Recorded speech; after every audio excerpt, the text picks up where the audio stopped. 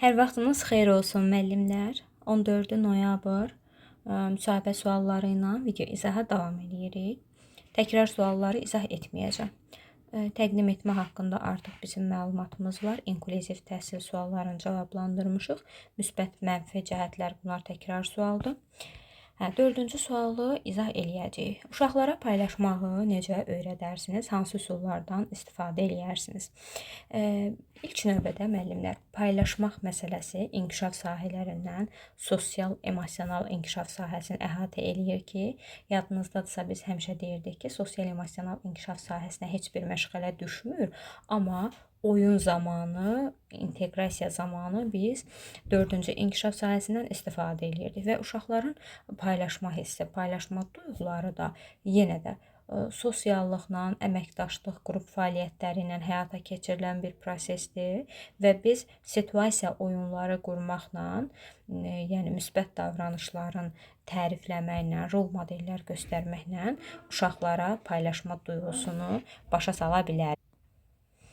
Və paylaşmağı uşaqlara başa salmağın ən gözəl üsullarından biri, həm də nağıllar vasitəsilə, hekayələr vasitəsilə bunu uşaqlara izah etmək və ya yaxşı olar ki, qrupda əgər elektron lövhə varsa, elektron lövhədə bir cizgi filmi qoyub uşaqlara orada paylaşma mövzusunu təqdim edə bilərsiniz. Özünüz rol model ola bilərsiniz. İndi elə şeylər var ki, onları paylaşmaq olmur. Məsələn, bu şəxsi gigiyena vasitələridir ki, onları paylaşmırıq, amma qidanı paylaşmaq ola bilər, əşyaları paylaşmaq ola bilər, növbə anlayışından istifadə etmək, yəni bunları vurğulaya bilərsiniz. Yəni dördüncü sualın cavabı bu cür cavablandıra bilərsiniz. 5-də bullying nədir? Bullying bizim yenə də test mərhələsinə hazırlaşanda keçdiyimiz mövzudur. Bullying bilirik ki, qısnama mənasını verir. Bullyingin xüsusi bir tərifi yoxdur, amma bu bir növ psixoloji, fiziki olaraq qarşı tərəfə göstərilən şiddətdir. Bəzən biz bunu uşaqlar arasında, qrupda müşahidə eləyə bilərik ki, uşaqlar arasında bullying baş versin. İlk öncə mən bunun bullying olduğunu davamlı olması ilə bilə bilərəm. Əgər uşaqlar davamlı şəkildə bir uşaq başqa bir uşağa bullying törədirsə, şiddət törədirsə, yəni burada fiziki cəzadan söhbət getmir. Yəni mən hansısa bir uşağın söz vasitəsi ilə psixoloji olaraq başqa bir uşağı şiddət altına aldığını görsəm, o zaman bir neçə dəfə müşahidədən sonra müdaxilə eləyərəm. Amma fiziki şəkildə kiməsə nəsə bir güc göstərməsi olarsa, onda həmin zaman üçün müdaxilə eləyirik. Ümumiyyətlə bullyingdə tez reaksiya göstərmək lazım deyil və onu daha doğrusu bullying adlandırmaq üçün tez reaksiya göstərmək lazım deyil. Bir neçə dəfə müşahidə eləyirik, ondan sonra müəyyən eləyə bilərik ki, bullying, məsələn, dava ilə bullying eyni şey deyil də, dava anidən olur, bullying isə uzun müddətli proses nəticəsində əmələ gəlir və biz onu bullying adlandırırıq. Təbii ki, qrupda bullying halı baş verərsə, bizim müdaxiləmiz necə olacaq? Yəni, bullyingi törədən uşağa bir cinayətkar adı verə bilmərik. Çünki ola bilsin ki, o uşaq da vaxtında ailədə yaşadığı travmalar, psixoloji gərginlikdən dolayı başqa bir uşaqlar üzərində hökmranlıq eləyir. Amma bullying halının qarşısını almaq üçün, yəni hadisə zamanı ilk öncə sakitliyimi qoruyaram. Məsələn, uşaqlarda gərginlik varsa, həmin o gərginliyi aradan qaldıraram, vəziyyəti yəni sakit şəkildə idarə etməyə çalışaram. Uşaqlar arasında yaranan bullyinqin səbəbi nədirsə, həmin o səbəbi araşdırmağa çalışaram və mütləq valideynlə də iş aparıb, valideyni də məlumatlandıraram. Uşağın evdəki vəziyyətinin necə olduğu, bacısına, qardaşına qarşı necə davrandığını başında valideyndən soruşaram və çalışaram ki, qrupda empatiya hissi formalaşdırım. Çünki o uşaqlar bir qədər empatiya hissi zəif olan uşaqlar olur ki, göstərdikləri şiddətin başqa bir uşağa necə təsir etdiyinin fərqində olmurlar və özləri də bilmədən bullyinqi törədirlər. Növbəti sualda 3-5 yaşlı uşaqlarla çalışarkən hansı metod yanaşmalardan istifadə edirsiniz? Təbii ki, burada bütün suallarımız gedir, oyun əsaslı təlimə dayanır. Yenə burada oyunu vurğulamalısınız ki, metod yanaşma olaraq, yəni oyun əsaslı metodlara daha çox önəm verərəm. Daha çox çalışaram ki, uşaqları əzbərçi bilik yox, bacarıqların tətbiqinə, yəni praktiki fəaliyyətə yönləndirim. Uşaqların davranışlarını müşahidə eləyərəm, yəni müşahidə metodundan istifadə eləyərəm. Oyunlardan, yəni sensor oyunlar, didaktik oyunlar, rollu, sujet rollu oyunlar, bu üsulları tətbiq edərəm. Nəyə görə tərbiyəçi peşəsini seçmisiniz? Sizi bu sahəyə yönəldən nədir? Əslində bu sualı da bundan öncəki müsahibə suallarında cavablandırmışdıq. Bu yenə də şəxsdən şəxsə dəyişə biləcək bir belə deyək də sualın cavabıdır. Və müəllimlər, çalışın hər zaman səmimiyyətinizi qoruyun. Yəni içinizdən nə gəlirsə o şəkildə cavab verin. Kimsə belə deyib mütləq mən də belə deyim düşüncəsi yoxdur. Tərbiyəçi peşəsini seçməyiniz ola bilsin ki, keçən dəfə də vurğulamışdıq. Elə kiçik yaşlarından sizin müəllimliyə qarşı olan sevginiz sizi bu peşəyə cəlb eləyibdir. Hələ balaca yaşlarınızdan siz məsələn tutaq ki, kuklaları düzüb onların qarşısında onlara məsələn dərs keçmisiniz, özünüzü müəllim kimi görmüsünüz, yəni rol model və ya ailə üzvləriniz, valideynləriniz müəllim statusunu daşıyır, siz onları görmüsünüz, yəni evdən də bir rol model götürmüsünüz və ya ola bilsin ki, öz yəni məktəb müəlliminizi, fən müəlliminizi müəllim kimi yəni çox sevmisiniz və o sevgidən dolayı bu ixtisası seçmisiniz. Bəzən deyirlər, bu ixtisası seçməsəniz başqa hansı sahəni seçərdiniz, onda məsələn ibtidai sinif müəllimi olmağı da vurğulaya bilərsiniz. Əqli geriliyi olan uşağı qrupunuza qəbul edərsinizmi?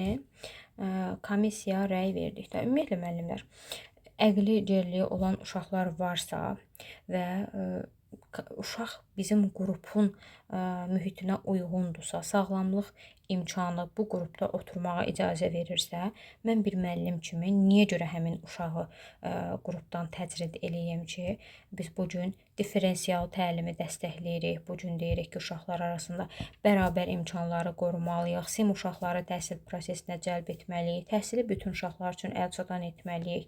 Deməli, komissiyanın da rəyi varsa, təbii ki, həmin uşağı qrupa qəbul eləyərik. Çalışaram ki, gəldiyi gündən uşağı qrupa adaptasiya etməyə çalışım. İlk dönəmlərdə çətinliklər ola bilər, amma yəni bu çətinlikləri valideynlə, uşaqla bir yerdə həmin o çətinliklərin öhdəsindən gələrik. Özünüzə 5 bal üzərindən neçə bal verərdiniz?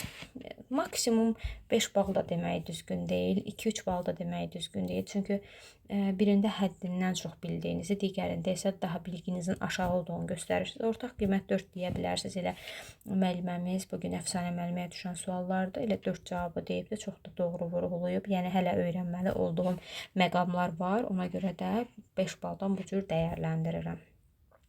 Sonra, müsahibə boyunca verilən suallardan razısınızmı?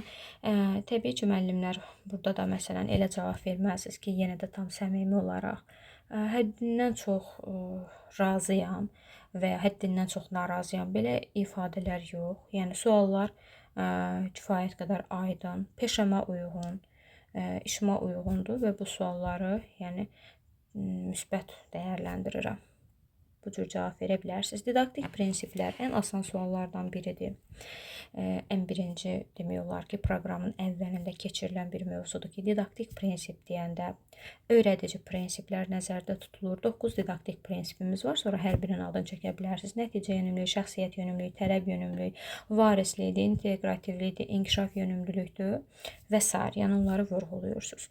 Nəticə yönümlülük nədir? İndi hal-hazırda elə dedik və siz bunu işinizdə necə təmin edirsiniz? Deməli, müəllimlər, nəticə yönümlülük haqqında geniş danışa bilərsiniz. Nəticə yönümlülük atılan addımların öncədən planlaşdırılmasıdır. Nəticə yönümlü müəllim proaktiv müəllim olur. Hər bir işini daha sistemli şəkildə yerinə yetirir. Nəticə yönümlü müəllim planlaşdırmasını düzgün şəkildə aparan müəllimdir. Yəni, məqsədini reallaşdırmağa doğru ilk öncədən qarşısına müəyyən bir hədəflər, planlar qoyan müəllimdir. Və nəticə yönümlülük olmadığı halda bizim istər günlük rutinimiz olsun, istər bağçadakı fəaliyyətimiz olsun, yəni bu plan olmasa, nəticə olmasa bir növ günümüz alt-üst ola bilər. Ona görə də hər bir müəllim Ümumiyyətlə tək müəllimlikdən söhbət getmir. Hər bir insan öz həyatında, yəni gününün daha rahat, daha səmərəli keçməyini istəyirsə, mütləq plandan, nəticədən istifadə etməlidir və nəticə yönümlü prinsipi bizim əvvəlcədən işimizi planlaşdırmağımızdır və bunun nəticəsində biz qarşımıza çıxan problemləri ilk öncə görüb həmin problemləri aradan qaldırmağa çalışırıq. Ənənəvi təhsillə müasir təhsilin fərqi nədir? Çox maraqlı, çox gözəl sualdır. Müqayisə eləyə bilərsiniz ki, həmişə biz bunu dərsdə müqayisə eləyirdik. Ənənəvi təhsil və müasir təhsil. Qətiyyən tamamilə ənənəvi təhsili də belə deyək də baltalamırıq. Hər ikisi haqqında danışırıq. Düzdür, üstünlük müasir təhsilə verilir. Hardasa ənənəvi təhsilin izləri indi də qalır. Məsələn, müəllim yönümlü yanaşmadan istifadə etmək. Müəllimin rolu bu gün də ön plandadır. Nə qədər uşağın rolu üstündür desək də, yəni müəllimin rolu da var. Deməli, ənənəvi təhsil hələ getməyibdir. Belə vurğulaya bilərik ki, ənənəvi təhsildə müəllim mərkəzdə idi, uşaq arxa plandaydı, uşaq daha çox dinləyici idi, uşağın maraq və istəyi biraz geridə qalmışdı, amma müasir təhsil hal-hazırda innovativdir, 21-ci əsrin tələbləri ön plandadır, uşaq yönümlü təhsildir. Ümumiyyətlə məktəbə qədər təhsil uşaq yönümlü didaktik prinsip üzərində qurulubdur. Uşaqların maraqları ön plandadır. Və bugün biz dərsləri yalnız əzbərçi, bilik yönümlü, akademik bilik ötürmək naminə yox, həm də bacarıqları ötürməklə uşaqların bugün keçirilən mövzuların gələcəkdə həyatlarında harada tətbiq etmələri ön plandadır. Fərqi belə vurğulaya bilərsiniz. Kurikulum nədir? Kurikulum müəllimlər konseptual sənəddir, təhsil sənədidir və əsasən kurikulumun təhsil sisteminə gəlməsi, uşaq yönümlü təhsilin ön planda olması, müasirliyin daha çox ön plana çıxması, yeni metodlardan istifadə etmək müəllimin inkişafıdır. Yəni hal-hazırda kurikulum təhsil sistemi ilə bağçalarımız tədris olunur ki, bu düşünürəm ki, tam ədalətli qərardır. Çünki hər bir müəllim öz üzərində işləməlidir, yenilikləri bilməlidir. Sonra xarici ədəbiyyatları araşdırmalıdır. Məsələn, biz kurikulum gəldikdən sonra məşğələlər keçdikcə, məşğələlərdə oyun əsaslı təlimi ön plana apardıqca, ön plana saldıqca, bu da uşaqların rahat öyrənməsinə şərait yaratmış oldu. Qrupda yalnız bir şəkildə əzbərçi danışmaq yox, müxtəlif formalarla, vizual, audial, kinestetik şəkildə materialları uşaqlara təqdim edirik ki, bu zaman uşaqların öyrənmə tərzini tapıb üzə çıxardırıq. Yəni bunları vurğulaya bilərsiniz. Ədalətli qiymətləndirmədən istifadə olunur kurikulumda və s. Bağçada işə qəbul olsanız ilk olaraq hansı yeniliyi eləyərdiniz? Yenilik müəllimləri yenə də bu bizim istəyimizə uyğun dəyişəndir. İndi hər müəllimin cavab versiyasına uyğun təbii ki dəyişə bilər. Məsələn, hansısa bir cuşa yaratmağı deyə bilərsiniz yenilik olaraq və ya materiallardan nəsə uşaqlarla birlikdə düzəltmə deyə bilərsiniz. Bu sualı belə versələr ki, bağçada işə qəbul olsanız ilk gün nə edərdiniz? İlk gündə mütləq vurğuluyursunuz ki, uşaqlarla tanışlıqdır, yəni daha çox tanıma mərhələsinə önəm verərdiniz. Burada qətiyyən birinci gündən getdiyim, məşğələ keçdiyim, uşaqlara nə isə öyrətmə, belə yox, tanışlıq mövqeyin vurğulamalıyıq. Bugünün də sualları bu qədər. Növbəti sualları sizlərlə paylaşacağım. Kanala yeni videonu izləyən müəllimlər varsa kanala abunə olsunlar. Videonu bəyənməyi, həmçinin paylaşmağı unutmayın. Sizləri narahat eləyən, qaranlıq qalan müsahibə suallarını bizimlə paylaşa bilərsiniz.